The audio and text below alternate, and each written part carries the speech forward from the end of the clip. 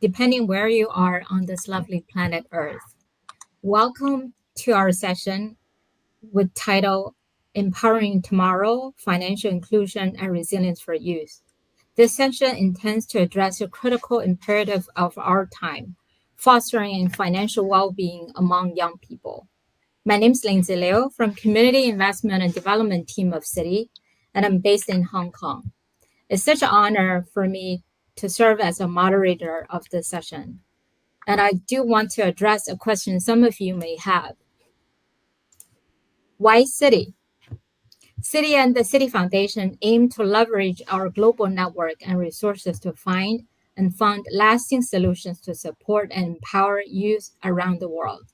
Since 2014, the Citi Foundation has committed more than 400 million US dollars in programs that support youth economic opportunity, including programs like Pathway to Progress and the 2025 Global Innovation Challenge. The Citi Foundation's Global Innovation Challenge is providing philanthropic support for community organizations to pilot or scale program solutions to pressing challenges facing communities around the world today. Soon, actually very soon, we'll be announcing this year's the winner of the Global Innovation Challenge with a collective 25 million US dollars in grant to support 50 community organizations around the world working on innovative employment solutions for low-income youth, including upskilling and reskilling efforts, entrepreneurship programming, and financial education. So with this background, I'm really honored and excited for the opportunity to invite 3 experts in the area to share innovative solutions and programming that touch upon this important topic and challenges facing youth today. While latest data indicate that millions of youth worldwide, particularly in emerging economies and marginalized communities, still lack access to essential financial services. This exclusion isn't just a personal setback. It represents a major barrier to global sustainable development. So empowering young people with the tools to save, manage money, access credit, and invest in their futures, whether it's through education, skills training, or starting a small business, will unlock their entrepreneurial potential, boost the local economies, and directly contribute to achieving several United Nations Sustainable Development Goals, including decent work, economic growth, and reduced inequalities. So with this session, we'll delve into the critical topic of fostering financial well-being among young people, with a particular focus on those in vulnerable and marginalized communities. And without further ado, I'm very honored to introduce our esteemed panelists. They are first Ruoxiao Song, who is Youth Empowerment Alliance and Innovative Financing Coordinator of Regional Youth Portfolio of United Nations Development Program, in short, UNDP. UNDP is the global development network championing sustainable development, often focusing on policy frameworks and ecosystem building. In recent years, the UNDP's Asia team has been focusing on youth empowerment initiatives like Youth Collab to foster entrepreneurship and innovation among young people. The second speaker is Elizabeth Mukami, who is a technical advisor of Economic Inclusion of International Rescue Committee, in short, IRC. IRC is a leading humanitarian organization providing aid and support to people affected by conflict and disaster around the world, with a strong focus on economic recovery and livelihood programs for refugees and displaced youth. Last but not least, the speaker is Chen Kaixiang, also known as Kevin, who is the founder and CEO from 140.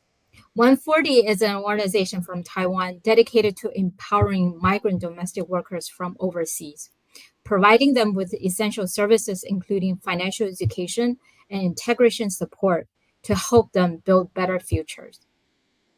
Now, to start the sharing, I will first to share a little bit on the flow of the session.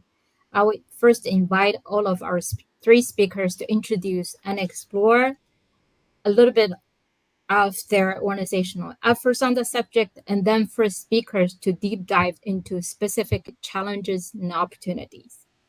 All right, now I would like to invite each of our distinguished panelists to briefly introduce your organization and more specifically outline how your organization is currently contributing to the landscape of youth financial inclusion and resilience. First, I would like to invite Ruixiao from UNDP.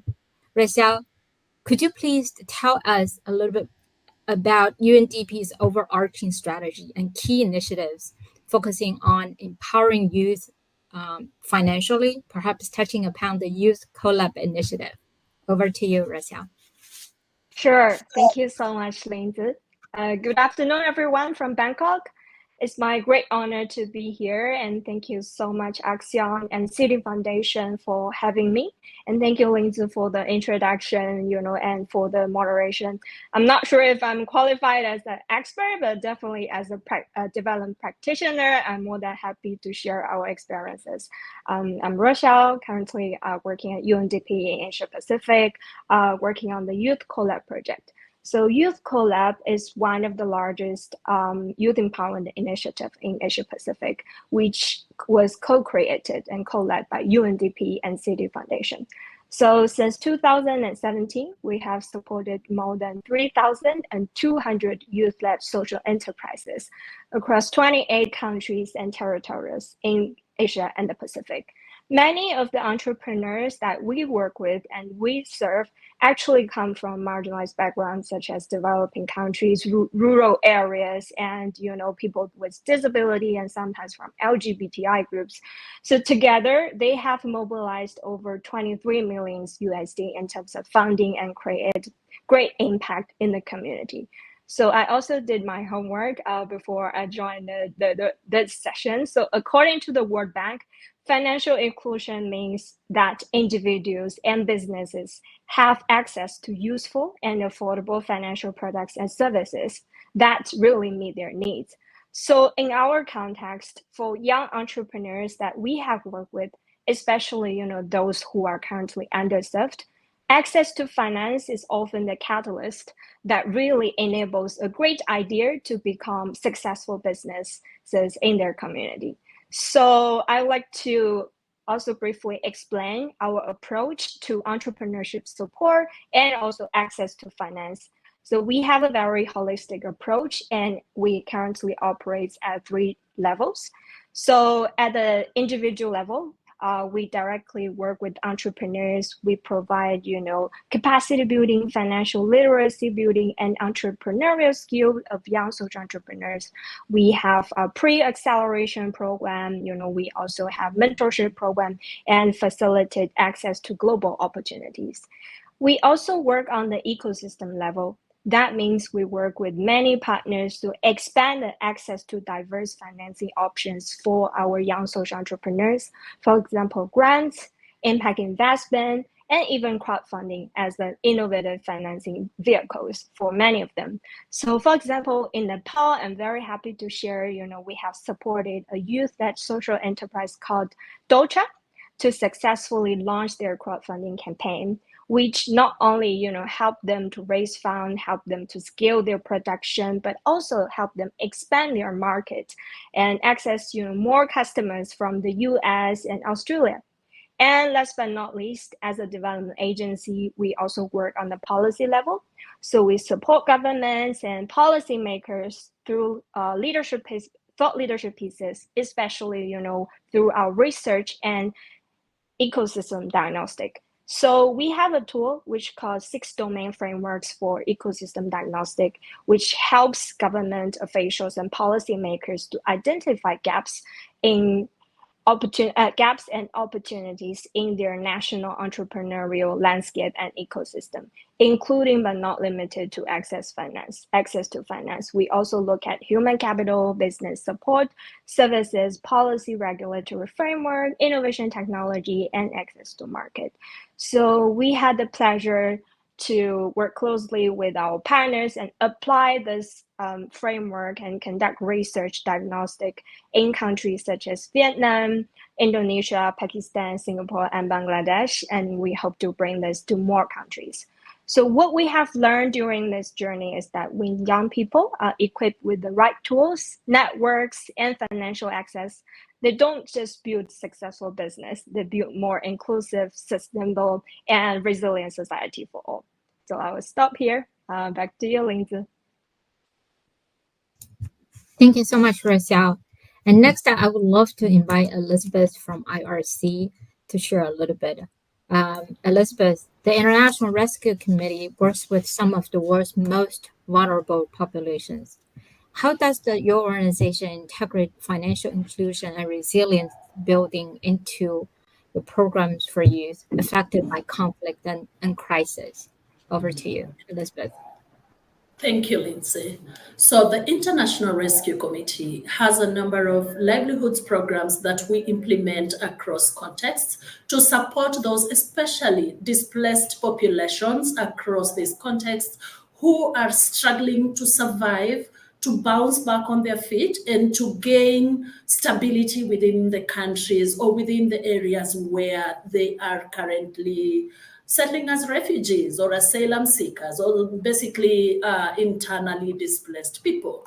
So the IRC provides assistance to help them try to find, to feed their families, find a place to live, and improve livelihood opportunities for long-term economic being. And in so doing, the economic opportunities are also limited in these countries across contexts. So what the IRC generally does is to ensure, first of all, during emergencies, these people, and majorly young women who flee with their children, are able to find food for their families during emergencies. During the point at which now the situation or the crisis is trying to settle, then the IRC supports then these refugees and displaced populations, together with the vulnerable populations that host these displaced populations, to enable them to recover, to gain control over their lives. But beyond that, the IRSO also supports in a number of ways to make sure that through our economic well-being programs, these refugees, the displaced populations, are able to stabilize and gain economic self-reliance. And so how do we do this? So the IRC pursues this through two key pathways. One is through wage employment. How can these populations then get into the economic markets to perform, to be able to gain income or start up small businesses?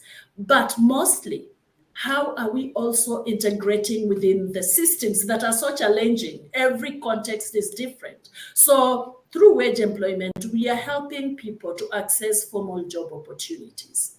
The other pathway that we are using is through self-employment, enabling entrepreneurship and micro enterprises through access to finance. How do they access this finance? This is another area that I would want to speak to. But before I speak broadly to that, I would want also to mention like an example of two programs that have been our flagship programs in a number of areas. We have many in different countries, but I would want to speak about, for example, the Resilient Futures program, which has been very impacting to so many lives. We may or may not know that there are over 120 million people forcibly displaced across the globe. Among them is a growing generation of young people grappling with the effects of conflict and crisis. In 2020, 11% of migrants were aged between 15 and 24. And you can imagine if that is in 2020, the number continues to grow as we continue to see crisis across the globe. Now, many of these young people live in cities. Of course, they don't live in the top cream areas. They settle in what would commonly be known as the informal settlements. They arrive alone or with their families, but with hopes of rebuilding their lives. Instead, they often face challenges related to unemployment, social stigmatization, and difficulties integrating into their communities. And so I'll take you back, like, for example, in 2017, with support from the City Foundation, the IRC launched Resilient Features, a program built on a simple premise: economic opportunity is essential for long-term recovery. Over 8 years, the program has helped youth across 7 countries, that is Greece, Nigeria, Jordan, Germany, Cameroon, Lebanon, and Mexico, access business and employment opportunities. But beyond this, we don't just stop there. We also support youth in the different ways that we can ensure that they attain cohesion within the communities that they live. So we do not just say they can exist on their own, that youth can exist they need support structures. They need to be supported. They need systems that are enabling. They need policies that are enabling. So in the different areas, IRC also acts as a facilitator to enable youth gain entry into the market. This is through the innovative ideas. Youth are a workforce to reckon, but with proper support structures. So what happens within IRC is we design programs that actually listen and address the needs of the youth. One of the ways is linking the youth to formal financial inclusion. It is not just about getting them to know the different financial services that exist, but it is getting them to know which are these financial institutions and how can they access financial services. It goes beyond accessing loans. It goes beyond being able to know this is the bank that I am introduced to. Enabling them, for example, and as I wind up, refugees have one big challenge known as documentation. How do then financial institutions recognize them to use this documentation? So IRC facilitates that, working with different governments across the globe to make sure that they recognize these displaced populations and are able to serve them to be active within the economic space that they live in. I'll hand back to you, Lindsay. Thank you. Thank you so very much, Elizabeth, for sharing the insights as well as the reality of the other side of the world, that with so many people who are not as fortunate as us with a home or with the stable society situation and things like that. So it's really wonderful to hear that the programs and as well as IRC, the effort on this particular subject, as well as the community and people. Thank you so much. And last but not least, I definitely would love for Kevin to share. Kevin, 140 plays a very crucial role in supporting migrant domestic workers who are disadvantaged youth from overseas. Can you please describe your organization's unique approach to financial education and empowerment for this specific demographic? Over to you, Kevin. Okay, thanks, Lindsay. Hello, everyone. I'm Kevin Chen, and it's a pleasure for me to virtually join you all from Taiwan. I'm also really happy to have this opportunity to participate in this panel. I'm also excited to share some of the work we have been doing and the impact we are seeing on migrant workers. And 10 years ago, I founded nonprofit organization 140. And we serve migrant workers from Southeast Asia. So they come from Indonesia, Vietnam, Thailand, and the Philippines. Today, there are over 900,000 migrant workers in Taiwan.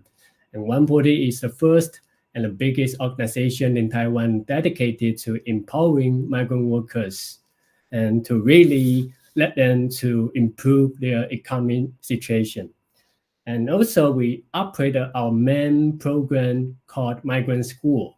And Migrant School, so far over 100,000 migrant students have participated in our long-term online and in-person training program. And the mission of 140 is to make every migrant journey meaningful. So we hope their work abroad will truly improve their economic life. And many migrants leave home because of poverty. So they often come from rural areas and carry some financial burden of supporting the whole and entirely families. So once in Taiwan, many lack financial knowledge. They do not have long-term saving strategies, and also they do not have proper money management skills. And after 8 to 10 years abroad, many return home without the resources to improve their family situation. So as a result, they fall into a vicious circle. Many migrants end up leaving again to another country. One body was created to break this circle. So we want every young migrant workers to improve their own life. We also want them to improve the well-being of their families and the next generation. So over the past decades, we have seen many successful models emerge. So I look forward to sharing more details with you later. Yeah, thank you.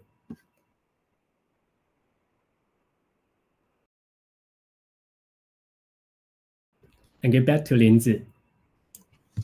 Thank you so much, Kevin. Thank you all my wonderful speakers for that overview. And now let's delve a little bit deeper into the specific challenges and opportunities your organizations encounter with the distinct youth populations you serve. And first, I would still love to invite Rochelle from UNDP. It's wonderful that the Youth CoLab program has become Asia's largest youth movement for empowerment, social entrepreneurship, and social inclusion for youth. Through a holistic package of support, the program has been providing to young social entrepreneurs. What do you see as the most significant systematic gaps or policy challenges preventing widespread youth financial inclusion in Asia? And conversely, what are the most promising micro-level opportunities or innovative solutions that could accelerate progress to build financial resilience for youth? Over to you, and thank you. Right. Thank you so much, Lindsay, for the question. So along the way, as Lindsay mentioned, over the past 8 years, there's definitely lots of learnings as we grow, as we support, all the young social entrepreneurs. So I like to highlight 3 key gaps that we have observed, and also 3 key promising opportunities that are emerging could help us jointly move the needle. So first, I'll maybe start with the gap. So first one that I would like to share is access versus the availability of finance. So if we look at the Asia Pacific as a whole, from all the research we've done with the government and also from our practice, our engagement with entrepreneurs, while different financing options exist, youth entrepreneurs often face barriers in accessing them due to a lot of reasons. For example, lack of credit history, collaterals, or just complex procedures that they are not able to navigate. So I'd like to share with you 2 examples that's from our ecosystem diagnostics studies. The first one is from Vietnam. So our study has revealed that bank loans are available, but it often comes with high interest rates, making profitability very uncertain, especially for young social entrepreneurs. At the same time, low interest loans require extensive document, which only large companies can manage, and our young social entrepreneurs are often not ready for that process. So as a result, more than half of the young entrepreneurs surveyed from our research mentioned that they are heavily relying on their personal savings, their support from families. This is limiting their ability to scale or to innovate. So let's take another look at Singapore, a relatively mature financial ecosystem. So when we talk about social entrepreneurs, especially young social entrepreneurs, impact investing is very still nascent for them. Young social entrepreneurs normally they struggle to find suitable investors who are aligned with their mandate, especially beyond their early stage. Funding is limited to first-time founders, leaving the post-early stage ventures with very few options to grow. So the second one is really digital divide. So I've just shared an example on crowdfunding, right? This platform and fintech, they're expanding, but many youth, especially in rural areas or low-income areas, they lack the digital access or literacy to benefit. For example, the crowdfunding platform, they often require users to be citizens of certain countries and at least, have access to a digital payment system. Many of the entrepreneurs that we work with, they don't meet this criteria, making such platform inaccessible despite their potential to really succeed. The last one that I would like to mention is gender-specific barriers. Young women face additional challenges due to limited access to financial institutions, lack of mentorship, and gender biases. For example, in Pakistan, through our ecosystem research, we found that some women entrepreneurs, they are unable to secure loans from the banks due to simple mistakes in application forms or in their interview with the banks. While other women entrepreneurs from Pakistan, they struggle to prepare their business plans without guidance, which prevents them from accessing even the basic financial services in their country. But on a brighter note, we have also observed 3 macro level opportunities. So the first one is we are seeing there's growing momentum and financial schemes tailored to youth. They are targeted financial products for youth and also for young women. So in Pakistan, the Prime Minister's Youth Loan Business Scheme, they really offer loans to all Pakistani residents. So anyone from Pakistan aged between 20 to 45 years old with entrepreneurial potential are eligible to apply this loan. There's also Women Entrepreneurship Program, which aims at empowering young women in business. So the second opportunity that we're observing is the entrepreneurship ecosystem is becoming more and more enabling. So as Elizabeth mentioned, youth cannot exist on their own. They really need an enabling, a thriving ecosystem for them to thrive. So we've seen that integrated support system that combining, training, mentorship, and investor access facilitation are very effective. For example, here at Youth Collab, we offer a model that could be replicated. So we connect young entrepreneurs with skills and mentors and opportunity to grow. This ecosystem approach really helped the young people to move beyond ideation to sustainable business, especially when coupled with financial literacy and access to diverse funding sources provided by our partners like we have the Innovation Grant Program supported by our partner, CVC Capital Partners. Within UNDP, our entrepreneurs, they have access to the Adaptation Fund Innovation Small Grant Aggregator Platform. So many entrepreneurs benefit from this innovative financing mechanism. So the last opportunity that I would like to mention is policy innovation. We are already seeing some countries who are already starting to integrate the needs of young people, especially young women, into their national entrepreneurship support strategy. For example, in Pakistan, in Indonesia, there are relevant policies that have really enhanced access to financing for young female entrepreneurs. And in Indonesia, there's specific policy which encourage both central and local governments to provide financing for micro, small, and medium enterprises and to offer incentivize also for the business who can provide capital to these SMEs. So these are the 3 gaps and 3 opportunities that we have observed. I'll stop here and pass back to Lindsay. Thank you so much, Rosanne. This is really eye-opening to hear insights as well as specific areas of challenges as well as wonderful opportunities, especially from diverse list of markets and countries and territories. So thank you for that insights. And I would like to invite Elizabeth from IRC. Elizabeth, for conflict-affected urban youth and refugee youth, the pathway to financial stability is fraught with unique obstacles, many obstacles. To support these group of youth, could you please share how IRC is able to help them access credit from financial service providers and how this approach has worked in practice? Over to you, and thank you, Elizabeth. Thank you so much, Lindsay, and thank you, Rexio, for the elaborate. Some of the challenges are not unique. So as we implement economic well-being programs or economic recovery development programs across IRC, we continue to see quite a number of economic and social challenges that youth across the globe experience. I will list a number of them and also be able to take you through some of the innovative ways we have been able to handle or to support the youth navigate these challenges and barriers. One of the key ones is limited access to formal financial services. Well, while many refugees and displaced youth are engaged in economic activities, few financial institutions have the appetite to serve them because youth, they are categorized by regulators as risky customers. Yes, one of the things is because they're high risk takers, and financial institutions may look at them as risk customers.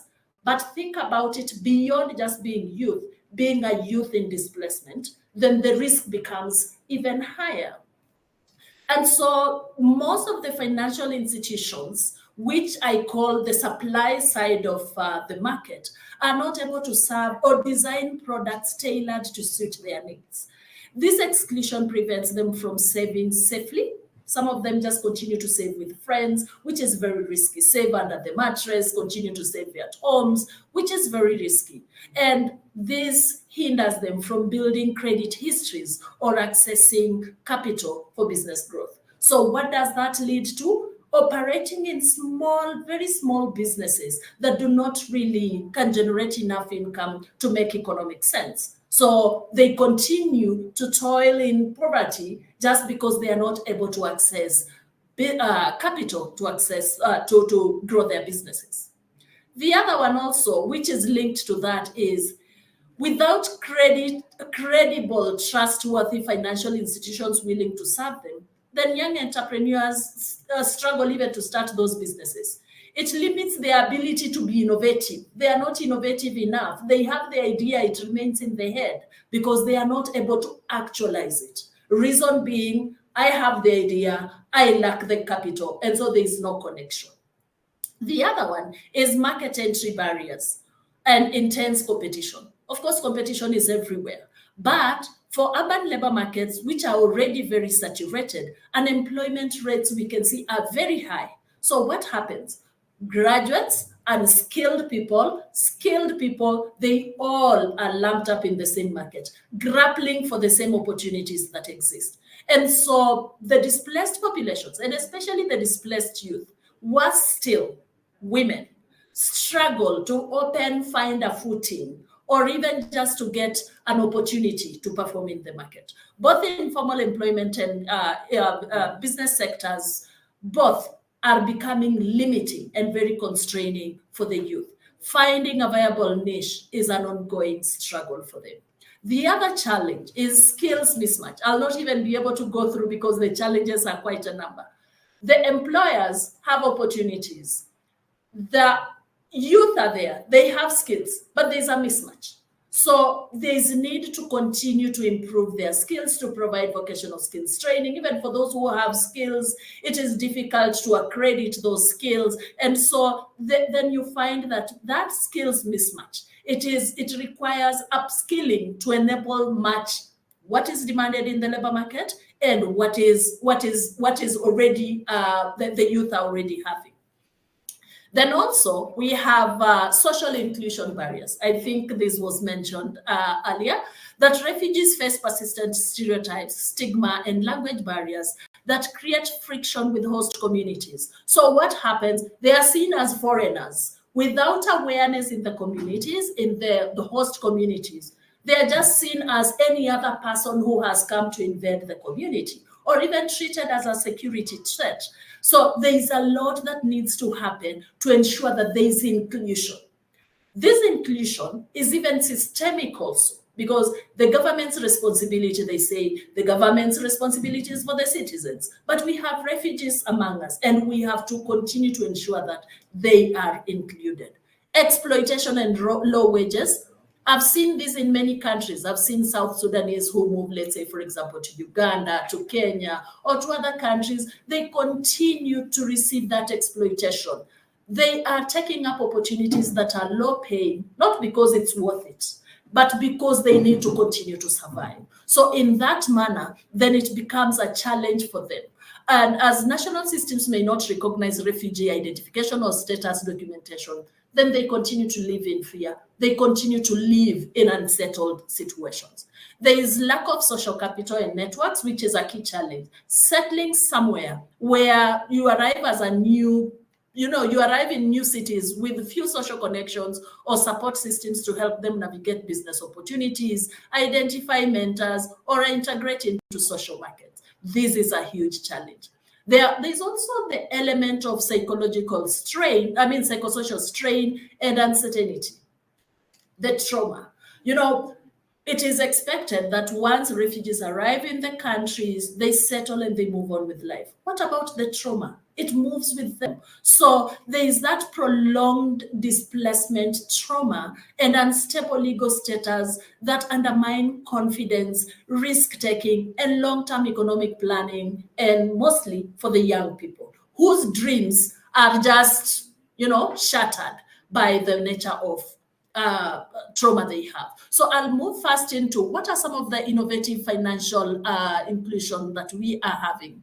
A large part of our work centers around resilience. And so recognizing that young people, particularly those affected by displacement, are both the present and future drivers of recovery and local economic growth. We cannot underplay that the young people are the drivers of the economy tomorrow. And so under economic well-being, the RC provides mentoring, training, and market guidance to guide the entrepreneurs. And of course, we provide psychosocial support to ensure that we may not deal 100% with the trauma, but help them settle, help them know, find themselves again, So entrepreneurs with promising business plans receive business grants to cover startup costs.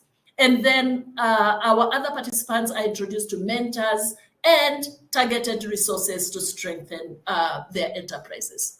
To finish up in 1 minute, we've had innovative ways and mechanisms to support these youth. We've tested loan guarantee fund to support them to access loans from financial institutions. We've tested this and proven that it actually works. In the interest of time, I would want to hand it back to Lindsay to be able to introduce the next person. Thank you. Thank you so much, Elizabeth, for the thorough and very interesting sharing.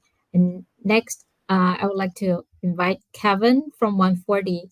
And for the cohort of migrant youth coming from Philippines or other countries to Taiwan, they often navigate complex legal, social, and economic challenges. What are the primary barriers to financial literacy and access that migrant youth encounter? And what are the key opportunities or tailored strategies that 140 employs to ensure they achieve greater financial resilience and integration? Over to you. Thank you. Okay, thank you, Lindsay, for this question. And it's really a tough question.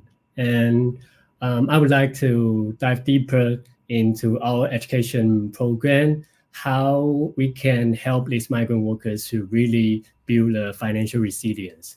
And I have prepared some photos to give you a better understanding of our program. So let me share my slides.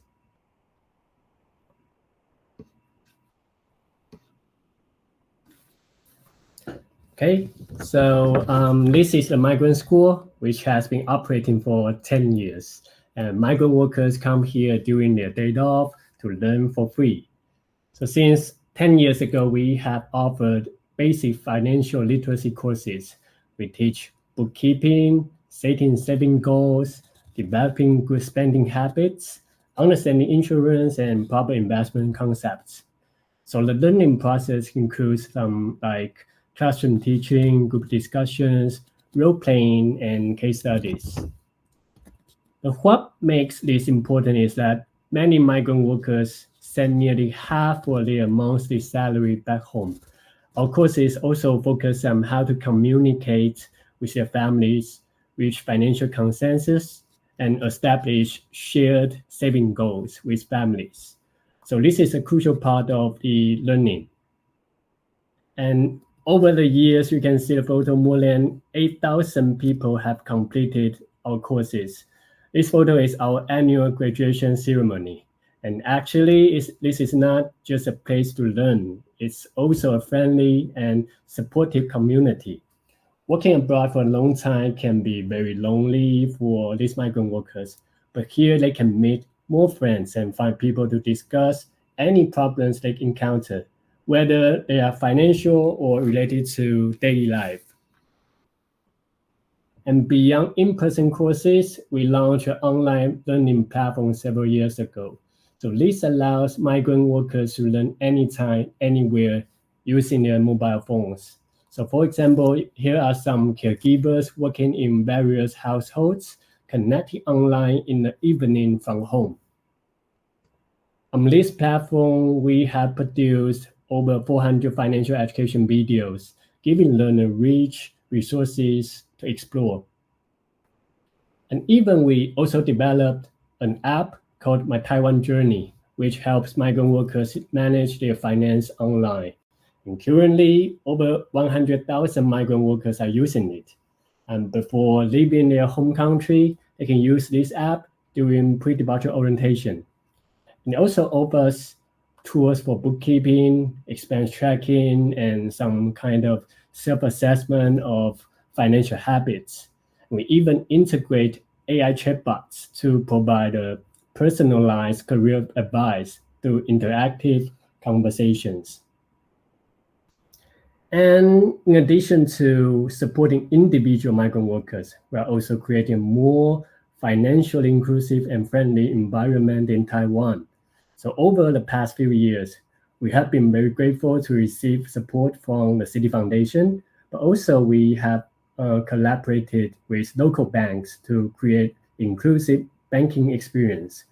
For instance, we help set up ATMs in their language, assist with account opening and transfers, and train bank staffs to communicate effectively and serve migrant workers better.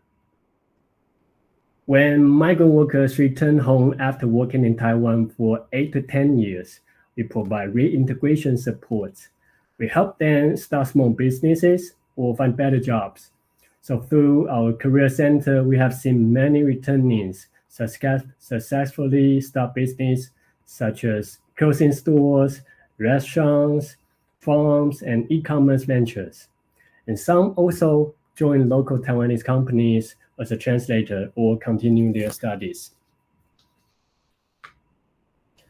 We also established supportive community for returning migrant workers across different regions. So you can see these communities allow them to help each other. We believe this is a sustainable way to improve their livelihoods, finances, or economic situations. And these returning migrant workers who have successfully improved their lives have become very important role models in their home villages. And often neighbors from the same village want to work abroad as well. So these returnees can guide them and share practical advice and helping them get ready before they leave. So looking ahead, we aim to continue building this positive cycle so that more migrant workers can transform their lives through their journey in Taiwan. And we're also working with local government agencies here, and we hope to expand this model to other countries in the future. And these are many exciting opportunities ahead.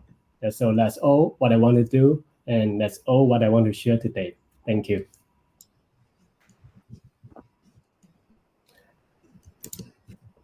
So we're back to Linzi. Thank you.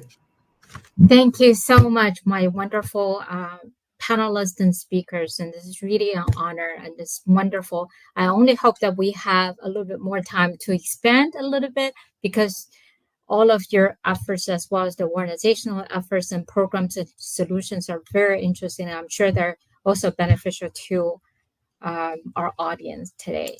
I'm trying to share, I was trying to share something, but it's not pulling up. Unfortunately.